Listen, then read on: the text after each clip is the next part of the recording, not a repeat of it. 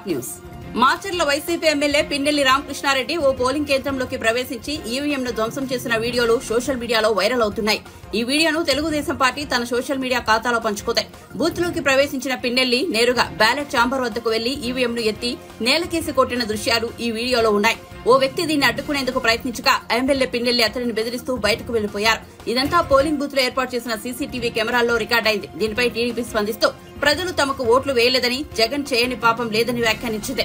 Polling రోజున మాచర్ల నియోజకవర్గంలోని పాల్వా gate polling కేంద్రం సాక్షాత్తు ఎమ్మెల్యే పిన్నెల్లి రామకృష్ణారెడ్డి ఈవీఎంలు ధ్వంసం చేస్తున్న దృశ్యాలు సీసీటీవీ ఫుటేజ్ లో రికార్డయ్యాయని వెల్లడించింది. ఒక పక్క ఈవీఎంల ధ్వంసం, మరో పక్క మారణ హోమం చేసి ఏమీ తెలియనట్టు జగన్మోహన్ రెడ్డి దేశం దాటిపోతే ఈ పిల్ల సైకోలు రాష్ట్రం దాటి పారిపోయారని టీడీపీ పేర్కొంది. ప్రజాస్వామ్యాన్ని అపహాసం చేసిన ప్రతి ఒక్కరూ జూన్ 4 తర్వాత చట్టం ముందు దోషులుగా నిలబడక తప్పదని హెచ్చరించింది.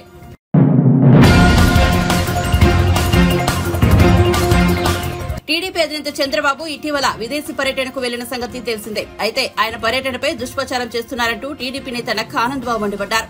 జగన్ మాదిరిగా చంద్రబాబుపై కోర్టు ఆంక్షలేవీ లేవని అన్నారు. ఆయన ఎక్కడైనా నిర్బంధంగా వెళ్లొచ్చని స్పష్టం చేశారు. జగన్ విదేశాలకు వెళ్లాలంటే తప్పనిసరిగా కోర్టు అనుమతి తీసుకోవాలని నక్క ఆనందబాబు వెల్లడించారు. జగన్ పై 13 సీబీఐ ఛార్జిషీట్లు ఉన్నాయని తెలిపారు. జగన్ పిల్లలు ఇంటికి వచ్చినా కానీ వాళ్లను తీసుకుని మళ్లీ లండన్ ఎందుకు వెళ్లారని ప్రశ్నించారు. అబద్దాలతో నమ్మించాలనుకుంటే అది పిచ్చి భ్రమ అవుతుందని అన్నారు. టీడీపీ 100% అధికారంలోకి రావడం ఖాయమని నక్క ఆనందబాబు ధీమా వ్యక్తం చేశారు. అబద్దాలు 100 సార్లు ఈ పేపర్లో రాస్తే ప్రజలు నిజం అనుకుంటారని చెప్పి భ్రమపడతా ఉంటారు. జగన్మోహన్ రెడ్డి చీకటి చేష్టలన్నీ బాబు గారికి అంటగట్టి సాక్షిలో అబద్దాలు ప్రచారం చేయడానికి వీళ్ళు ఆ రాతలు రాయటం, ఇందులో ఒక ట్రేడ్ తయారు చేసుకున్నారు. వీళ్ళు అసలు నిస్సిగ్గుగా ఉంటాయి వీళ్ళు రాసే రాతలు కానీ, సాక్షి ఛానల్లో చూపించే చిత్రాలు కానీ, వార్తలు కానీ. ఇవాళ చంద్రబాబు నాయుడు గారు విదేశీ పర్యటన గురించి వీళ్ళు మాట్లాడుతున్నారు. అసలు వీళ్ళకెందుకు? చంద్రబాబు నాయుడు గారు అమెరికా వెళ్ళాడా, ఇటలీ వెళ్ళాడా, యూరప్ కంట్రీస్కి వెళ్ళాడా? మీకు అవసరమా? ఎన్హెచ్ఈ సెక్యూరిటీలో ఉండే వ్యక్తి, ఆయనకి సెక్యూరిటీ రీజన్స్ కారణంగా అన్ని విషయాలు కూడా బయటికి చెప్పరు. మీకు చెప్పాలా? మీరు ఒక పనికిమాలిన బ్యాచ్, ఒక మాఫియా బ్యాచ్, మీకు మేము వివరాలు చెప్పాలా ఎక్కడికి వెళ్తుంది? పోనీ చంద్రబాబు నాయుడు గారు కోర్టు ఏమైనా ఆంక్షలు ఉన్నాయా నీకున్నట్టు? నువ్వు వెళ్ళాలంటే, విదేశాలకు వెళ్ళాలంటే కోర్టు పర్మిషన్ తీసుకోవాలి. నీకు కేసుల్లో 13 సిబిఐ కేసుల్లో ఛార్జ్ షీట్లు ఎదుర్కొంటున్నావు, 7 ఈడీ కేసుల్లో ఛార్జ్ షీట్లు ఎదుర్కొంటా ఉన్నావు. నీ ఆస్తులు చాలా వరకు ఈడీ జప్తు చేసింది. నీ పాస్పోర్ట్ సీజ్ అయి ఉంది. నువ్వు విదేశ పర్యటనకు వెళ్ళాలంటే, విదేశాలకు వెళ్ళాలంటే కోర్టులో పిటిషన్ వేసి పర్మిషన్ తీసుకొని వెళ్ళాలి. చంద్రబాబు నాయుడు గారికి ఆ అవసరం లేదే. ఆయన పాస్పోర్ట్ సీజ్ అయ్యలేదు. ఆయన మీద ఛార్జ్ షీట్లు ఫైల్ చేయాలని చూసినా కూడా కోర్టు వాటిని నిరాకరించింది. ఛార్జ్ షీట్లు ఫైల్ అవ్వలేదు ఆయన మీద. నువ్వు పెట్టిన పనికిమాలిన కేసులు ఏది కూడా ఛార్జ్ షీట్లు ఫైల్ అవ్వాలా? ఆయన కోర్టు పర్మిషన్ తీసుకోవాలని ఎక్కడ కూడా, ఆయన బెయిల్ మీద బెయిల్ ఆర్డర్లో ఎక్కడ కూడా బయటికి వెళ్ళాలంటే కోర్టు పర్మిషన్ తీసుకోవాలని కూడా లేదు. ఇంక నీకెందుకు? అవిశ్రాంతంగా పనిచేస్తాడు చంద్రబాబు నాయుడు గారు, ఆయన ఫ్యామిలీ. ప్రతి సంవత్సరం విదేశీ పర్యటనలకు వెళ్ళటం అలవాటు. అదేవిధంగా ఈ సంవత్సరం కూడా వెళ్ళారు. నువ్వు చెప్పాలి. నువ్వు వెళ్ళావు లండను, నువ్వు కోర్టు లండన్ వెళ్తానికని చెప్పి నువ్వు ఎక్కినటువంటి విమానం ఆమ్స్టర్డామ్లో ల్యాండ్ అయింది. దీనికి నువ్వు వివరణ ఇచ్చుకోవాలి. నువ్వు నేరస్తుడివి, నువ్వు వివరణ ఇవ్వాలి. నువ్వు చెప్పిన కాడికి వెళ్లాల్సిన అవసరం నీకుంది, లేకపోతే క్రైమ్ అది. చంద్రబాబు నాయుడు గారు చెప్పి వెళ్లాల్సిన అవసరం లేదు. నువ్వు ఎక్కడికి వెళ్తున్నావో కోర్టులో పిటిషన్ ఫైల్ చేసి నేను పలానా చోటకి పలానా కారణం మీద పలానా పని మీద వెళ్తున్నానని చెప్పి నువ్వు అడిగి వెళ్ళాలి. నువ్వు దాన్ని తప్పితే నువ్వు వైలేషన్, అది నువ్వు వివరణ ఇవ్వాలి రేపు వచ్చినాక.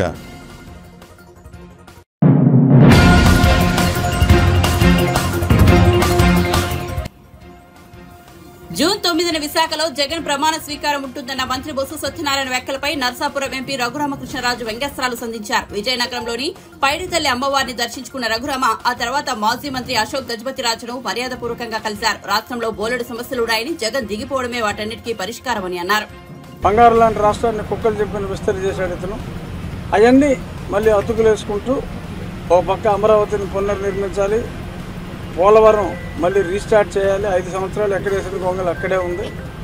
ఈ అన్నిటితో పాటు అభివృద్ధి జరగాలి. ఎందుకంటే సంక్షేమం చాలా పథకాలు చంద్రబాబు నాయుడు గారు కాబోయే ముఖ్యమంత్రి గారు కూడా అనౌన్స్ చేశారు, సూపర్ 6.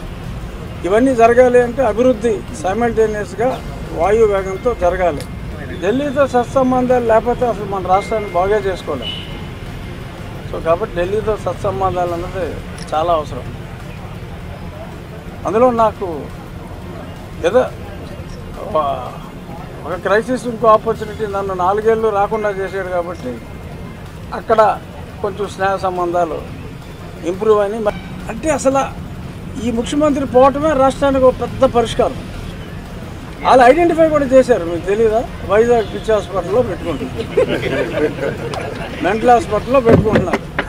ఒక మాక్ స్వేరింగ్ ఇన్ సెరిమనీ జరగబోయేది అదే. పశ్చిమాసుడు అతను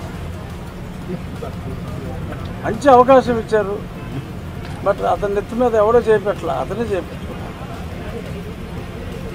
అసెంబ్లీలో డైరెక్ట్గా మీరు జగన్ ఎదుర్కోబోతున్నారు. మీరు అసలు రాడండి అతను అసెంబ్లీకి, నెగ్గుతాడు కానీ రాడు, ఎంటర్ అవ్వడు. మీరు చూసుకోండి కావాలంటే. ఆ టార్చర్ ముందు వరకు నేను జగన్లో మార్పు రావాలని కోరుకున్నా.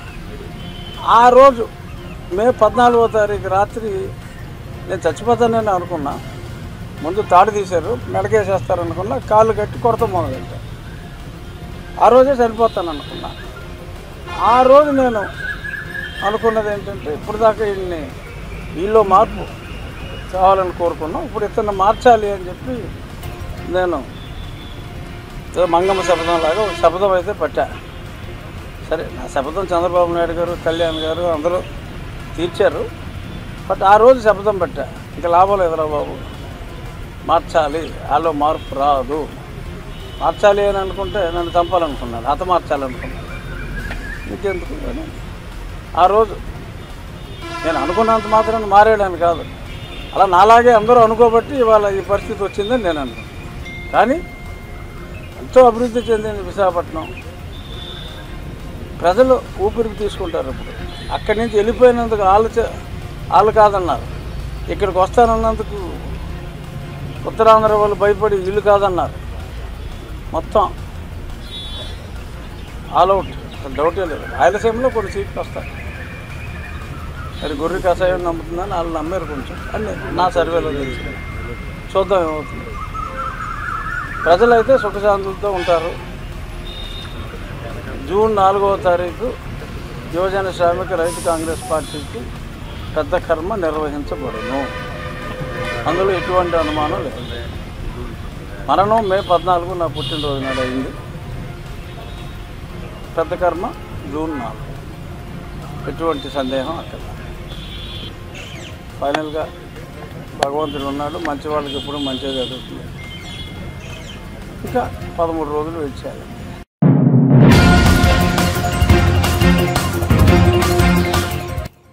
బెంగళూరు శివారులో ఓ వ్యాపారవేత్తకు చెందిన ఫామ్ హౌస్ లో ఆదివారం అర్ధరాత్రి బర్త్డే పార్టీ పేరుతో పెద్ద ఎత్తున రేవ్ పార్టీ జరిగింది. సమాచారం అందుకున్న కర్ణాటక పోలీసులు తెల్లవారుజామున 3 గంటల సమయంలో రేవ్ పార్టీపై దాడులు నిర్వహించారు. రేవ్ పార్టీలో పలువురు సినీ ప్రముఖులు, మోడళ్లు పట్టుబడ్డారు. అక్కడ డ్రగ్స్ కూడా వాడినట్లు పోలీసులు గుర్తించారు. రేవ్ పార్టీ జరిగిన ప్రదేశాన్ని పోలీసులు, నార్కోటిక్ అధికారులు పరిశీలించారు.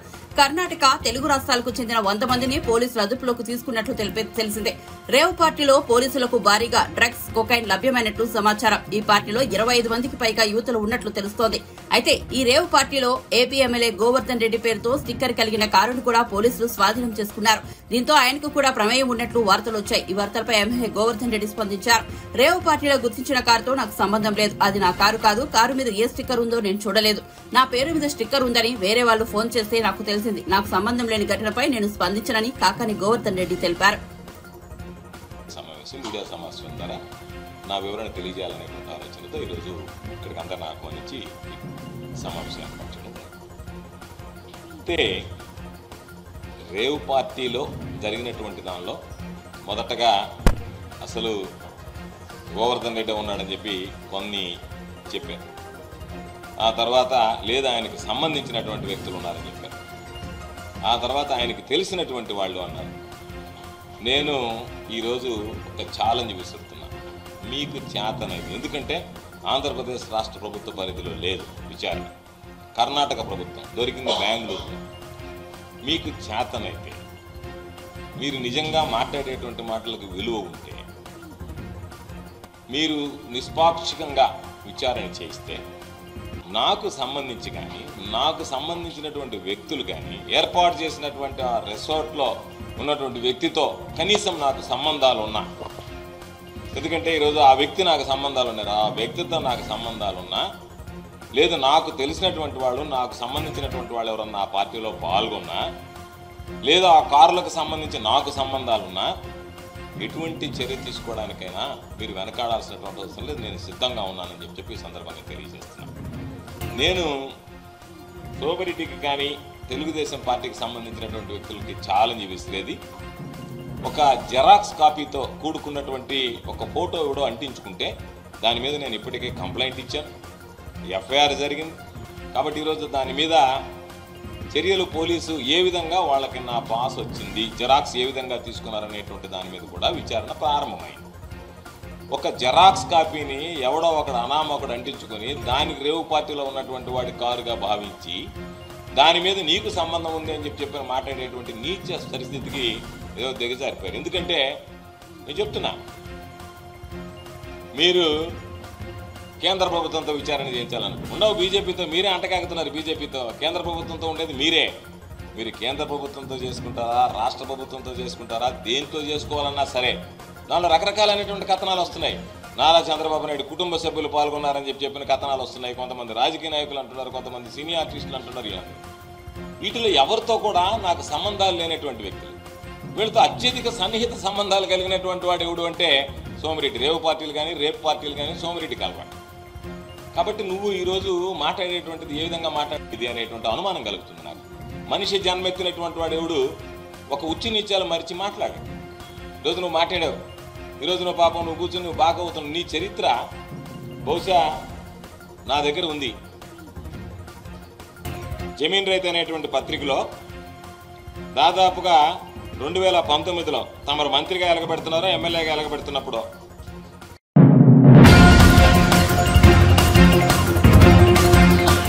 ప్రజా సమస్యలపై 10 ఏళ్లుగా తీర్మార్ మల్లన్న రాజీలేని పోరాటం చేస్తున్నారని మంత్రి తుమ్మల నాగేశ్వరరావు అన్నారు. ఖమ్మంలో మంగళవారం నిర్వహించిన ఆత్మీయ సమావేశంలో మంత్రి మాట్లాడారు. దేశంలో సాంకేతిక విప్లవాన్ని తీసుకొచ్చిన మహానీయుడు రాజీవ్ గాంధీ అని కొనియాడారు. రాజీవ్ గాంధీ వర్ధంతి సందర్భంగా దేశానికి ఆయన అందించిన సేవలను గుర్తు చేశారు. అధికార పార్టీలో ఉన్న సమస్యలపై తీర్మార్ మల్లన్న గొంతు మూగబోదని అన్నారు. ముఖ్యమంత్రి రేవంత్ రెడ్డితో ఆయనకున్న సాన్నిహిత్యంతో సమస్యలను పరిష్కరిస్తానని తెలిపారు. మంచి మనిషిని కౌన్సిల్ కు పంపించేందుకు ఎన్నికల్లో మరోసారి కష్టపడి అత్యధిక మెజార్టీతో గెలిపించాలని పార్టీ శ్రేణులకు పిలుపునిచ్చారు. ఆయన యొక్క పోరాటం దేనికోసం ఎవరి కోసం అనేది మనకు తెలియకపోయినా సెల్ ఫోన్లు చూసే వాళ్ళందరికీ తెలిసిపోయింది. మొన్నటి ఎన్నికల్లోనే టెక్నికల్ మార్పు తప్ప ఆయన ఓడిపోలా. అయినా సరే సాంకేతికంగా ఓడిపోయారు కాబట్టి ఈరోజు మళ్ళీ ఆ పదవి ఆయన ఓడించబోతా ఉంది కాంగ్రెస్ పార్టీ పక్షాన, కాంగ్రెస్ పార్టీ ద్వారా. ఈరోజు ముఖ్యంగా సాంకేతిక విప్లవాన్ని, ఆధునిక భారత నిర్మాత రాజీవ్ గాంధీ గారి యొక్క వర్ధంతి రోజు. ఈ భారతదేశాన్ని ప్రపంచ దేశాల్లో సాంకేతికంగా అగ్రదేశాలను సరసన నిలబెట్టి అందరికీ ఆదర్శమైనటువంటి భారతదేశాన్ని, సాంకేతికత కావాలంటే భారత విద్యార్థులు, భారత పట్టభద్రులు, భారత సంతతి కావాల్సినటువంటి ప్రపంచ దేశాలన్నీ ఈరోజు భారత సంతతి కోసం చూస్తుంది అంటే అది రాజీవ్ గాంధీ గారి యొక్క ముందు చూపు అని చెప్పి మీకు ఈ సందర్భంగా మనం చెప్తున్నాం. ఈనాడు కొమ్మలు తిరిగిన కంపెనీలకు కూడా మన సంతతి వాళ్ళే సీఈఓలుగా ఉన్నారు అని అంటే అది రాజీవ్ గాంధీ గారి యొక్క దూరదృష్టి. ఆ దూరదృష్టి వల్ల ఈనాడు మీ బిడ్డలందరూ, ముఖ్యంగా పట్టభద్రుల బిడ్డలందరూ 80% ఇతర దేశాల్లోనే ఉంటున్నారు. అంటే మీకు మీ తల్లిదండ్రుల వల్ల వచ్చినటువంటి అవకాశం మీ పిల్లల్ని ఇతర దేశాలకు పంపించి అగ్రగణ్యులుగా సుఖ సంతోషాలతో ఉండే విధాన సమాజానికి అందించారు అని అంటే ఈరోజు మనకి బాధాకరమైన రోజు అయినప్పటికీ ఆ మహానుభావుడు లేని లోటు మనకి భారతదేశానికి తీరని లోటు అయింది. అయినా సరే ఆయన ఇచ్చినటువంటి స్ఫూర్తి, శక్తి మనం ముందుకు తీసుకెళ్లాల్సినటువంటి అవసరం ఉంది. ఆ రోజున ఈరోజు మల్లన్న గారి యొక్క సన్నాహక సమావేశం, రేపు కొద్ది రోజుల్లో జరగబోయేటటువంటి ఎమ్మెల్సీ ఎన్నిక, ఇది ఆయన తిరగకపోయినా గెలుస్తాడు. కానీ ఆయన బాధ్యత మిమ్మల్ని అభ్యర్థించాలి, మిమ్మల్ని ఓటు అడగాలి. మల్లన్న గారు మా దగ్గరికి రాలేదు అనేటటువంటి ఉండకూడదు అనే ఉద్దేశంతో ఆయన గారు పాపం కష్టపడి ఇందాక చెప్పారు ఎన్ని పార్లమెంటు స్థానాల్లో, ఎన్ని అసెంబ్లీ స్థానాల్లో ఆయన తిరగాలో. ఎక్కడ వాజేడు, ఎక్కడ భద్రాచలం, సగం రాష్ట్రం ఆయన కిందనే ఉంటుంది ఇప్పుడు ఈ ఎన్నిక. కాబట్టి దయచేసి ఆయన ఇంకో రకంగా భావించొద్దు. ఆయన అందరికీ తెలిసినవాడుగా, మన మనిషిగా, మనవాడిగా మనం గెలిపించుకొని తీరాలి. ఇందాక మువ్వా గారు చెప్పినట్లుగా ఆయన అధికార పార్టీలో ఉన్నా ఆయన గొంతు మోగబోదు అని చెప్పి మీకు ఈ సందర్భంగా మనం చేస్తున్నాం. ఈ యొక్క వ్యవస్థల కోసం, ముఖ్యంగా పట్టభద్రుల కోసం, విద్య కోసం, వైద్యం కోసం ఆయన పడ్డ తాపత్రయం, ఆయన పడ్డటువంటి శ్రమ, కష్టం, గౌరవనీయ ముఖ్యమంత్రి గారితో ఆయనకున్నటువంటి చనువు తప్పకుండా.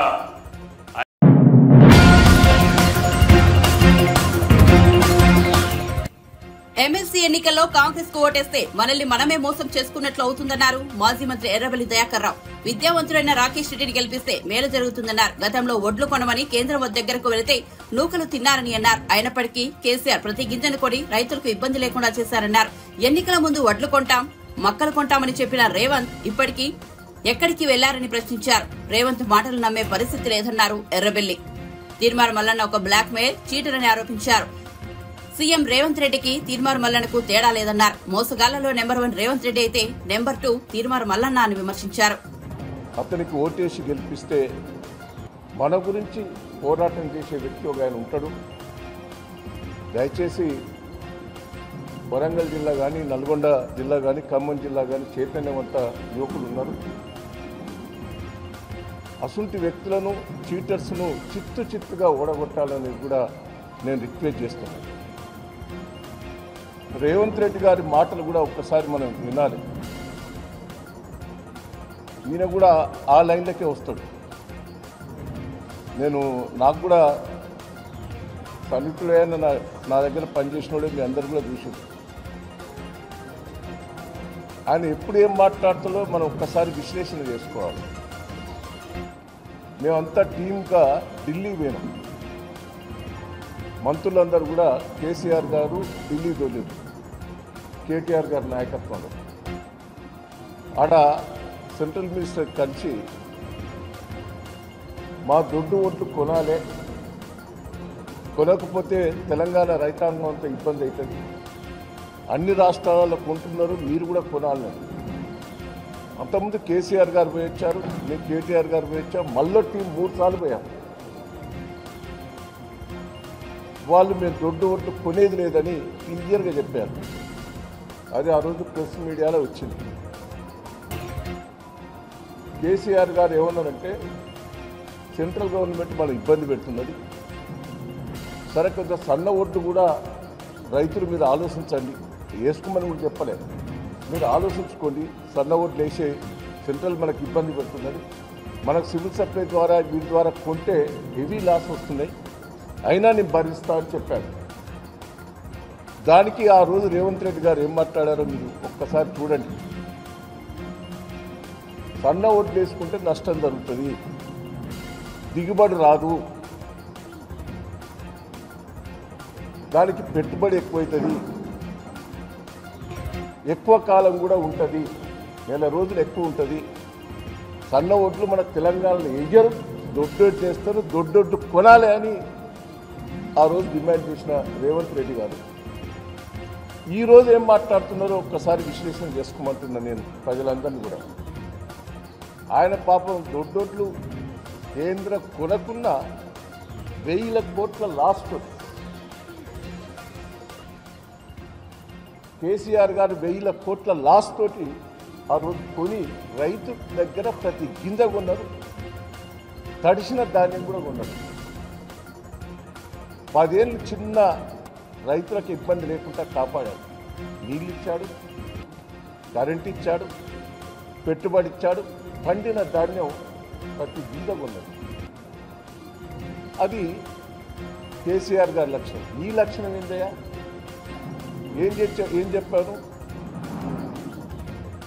ఎలక్షన్ల ముందు, నీ అసెంబ్లీ ఎన్నికల ముందు మక్కలు కొంటావు, జొన్నలు కొంటావు, కందులు కొంటావు, ఒడ్లు కొంటావు, కింటా.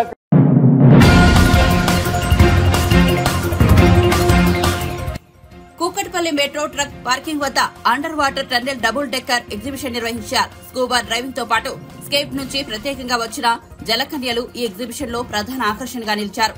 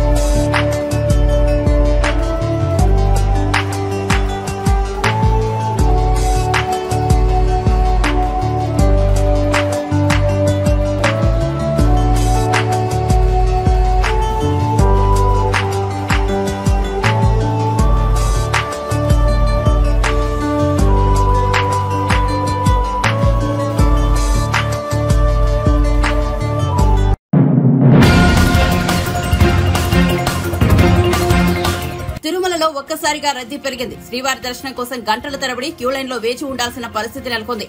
భక్తులు కిలోమీటర్ల మేర బారులు తీరుతున్నారు. రద్దీకి అనుగుణంగా వసతులు కల్పించడంలో టీటీడీ అధికారులు విఫలమయ్యారని భక్తులు ఆరోపించారు. క్యూ లైన్లలో త్రాగునీటి కనీస సౌకర్యాలు కూడా లేవని ఆవేదన వ్యక్తం చేశారు.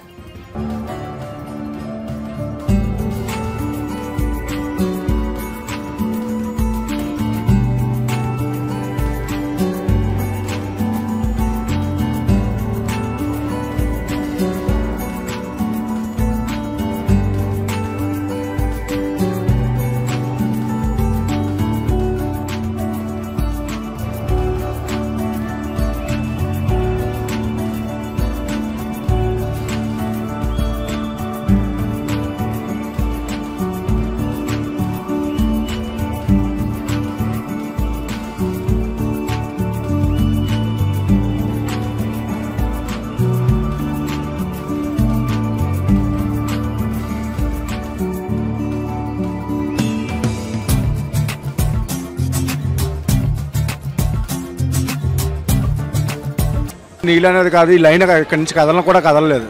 ఉన్న ప్లేస్లోనే ఉన్నాం 3 గంటల నుంచి. యాడికి పోయేది లేదు. వైజాగ్ నుంచి వచ్చాం, టికెట్లు లేవు, దర్శనాలు లేవు, ఈ నీళ్లు కూడా లేదు, మంచినీళ్ళు లేవు. ఇప్పుడు వచ్చి చుట్టుపక్కల చాలా ఇబ్బంది పడుతున్నారు భక్తులు. దాదాపు ఇప్పుడు ఒక 3-4 కిలోమీటర్లు నడిచాం. 5 కిలోమీటర్ల దగ్గర నడిచి ఇంకా ఇక్కడ నించోబెట్టారు. ఇంకెంత దూరం ఉందో తెలీదు. ఆ లైట్లు, ఆ ఫ్యాన్లు కూడా ఎక్కడ పనిచేయడం లేదు.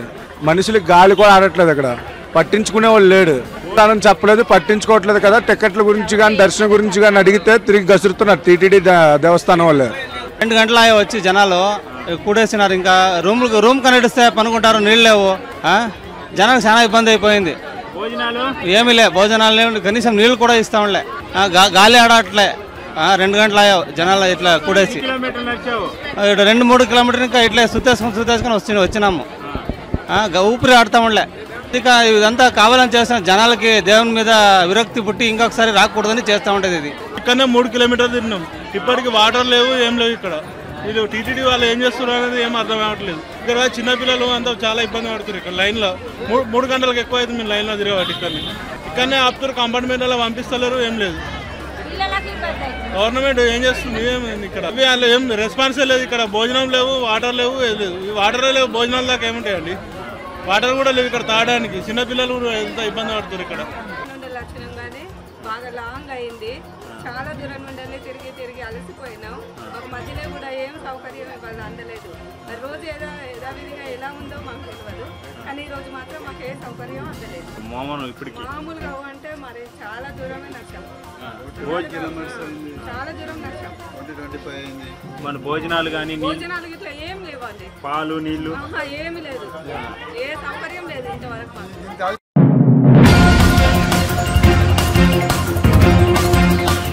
ఐపీఎల్ 2024లో భాగంగా మంగళవారం రాత్రి అహ్మదాబాద్ వేదికగా జరిగిన క్వాలిఫైయర్ 1లో సన్ రైజర్స్ హైదరాబాద్ పై కోల్కతా నైట్ రైడర్స్ ఏకంగా 8 వికెట్ల తేడాతో గెలిచి ఫైనల్ చేరిన విషయం తెలిసిందే. 160 పరుగుల లక్ష్యాన్ని కోల్కతా బ్యాటర్లు సునాయాసంగా ఛేదించారు. అలవోకగా విజయాన్ని అందుకున్న కోల్కతా నైట్ రైడర్స్ జట్టు నరేంద్ర మోదీ స్టేడియం వేదికగా జరిగిన ఈ మ్యాచ్ లో ఒక చారిత్రాత్మక రికార్డును సొంతం చేసుకుంది. ఐపీఎల్ ప్లే ఆఫ్స్ లో అత్యంత వేగంగా లక్ష్య ఛేదనం చేసిన జట్టుగా కోల్కతా రికార్డు నెలకొంది. సన్ రైజర్స్ హైదరాబాద్ పై మరో 38 బంతులు మిగిలి ఉండగానే కోల్కతా మ్యాచ్ను ముగించింది. ఇంత పెద్ద సంఖ్యలో బంతులు మిగిలి ఉండగా గతంలో ఏ జట్టు ప్లే ఆఫ్స్ లో ఈ స్థాయి విజయాన్ని సాధించలేదు. దీంతో చారిత్రకమైన రికార్డు కోల్కతా సొంతమైంది. దీంతో ఐపీఎల్ 2017లో ఎడిషన్ లో క్వాలిఫైయర్ 2లో కోల్కతాపై 33 బంతులు మిగిలి ఉండగానే ముంబై గెలిచి రికార్డు సృష్టించగా అది ఇప్పుడు బ్రేక్ అయింది.